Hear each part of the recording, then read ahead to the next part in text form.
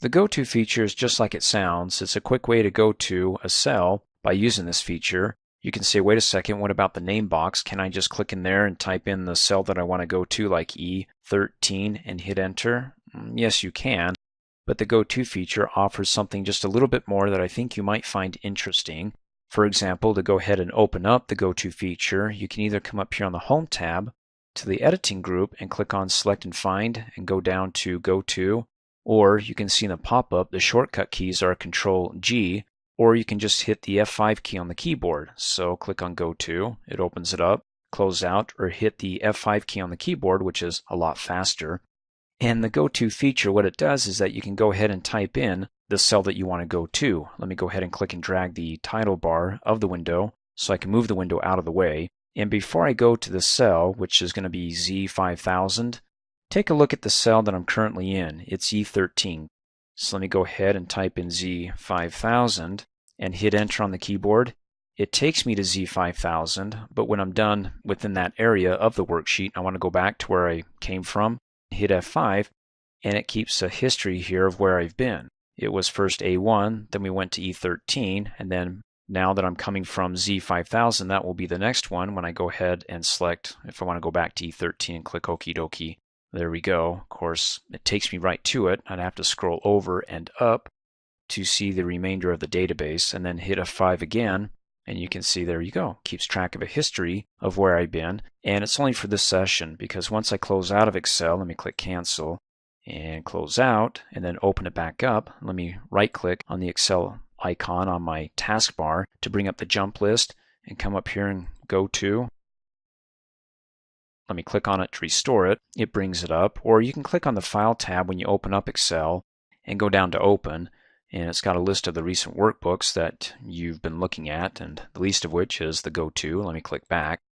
And so when I hit the F5 key on the keyboard, it's cleared out. Now there are permanent GoTos and there are temporaries. The temporaries is, well, the current session of where we've been. It keeps a history and it clears it out when we close out.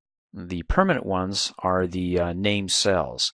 Now we're going to talk about how to name a cell in a later training video, but to give you a synopsis of what it's about, Excel has its own name for each cell. So if I click in this cell, the name of it is H3, so I can tell where I'm at. Now you can go ahead and give it an additional name for that cell that makes sense to you, because when I'm thinking about going to the commission cell, I don't think H3. It'd be nice to have a name for the cell that calls it commission, or in this case, commission 1, because that's the first one here, the percentage, and then commission 2 could be for that cell, commission 3, 4, 5, or 6, or I can just have commission for the actual cell that has the text in it, COM1, and then that could be COM2, again abbreviated for commission 1, commission 2. So having said that, if I go ahead and select the cell and come up here in the name box and type in COM_1 and hit enter, it automatically accepts that in addition to the default name F3 for that cell. Now it also references COM1, and then come down here, come up here in the name box and type in COM_2 and hit enter. I can go to F3 or COM1 or go to J5 or COM2 or click on the drop down arrow to go to COM1 or go to COM2, and then if I hit F5, it remembers where I've been last because it keeps a history of it, and it's temporary, but these other two, these names that I gave it in addition to the default names, will always be there. Well, that is if I save it. If I don't save it and close out, they won't be there. Go to COM1, click Okie dokie, and there we go. So if I go ahead and I save it, and then I close out, and then I right click to bring up the jump list to go to the workbook, hit F5, they'll always be there until I go ahead and delete these names that I gave for these cells here. And again, we'll talk about that in a later training video and go over it more in depth. But to complete the GoTo training video, which can be a part of it, so when you look at this and you're in a workbook going, what the heck are these? If they're always there, even when you close out and reopen it, they're going to be a cell that somebody gave a name to, or it could be even a range of cells that they named. And then down below you've got something special. Go ahead and click on it.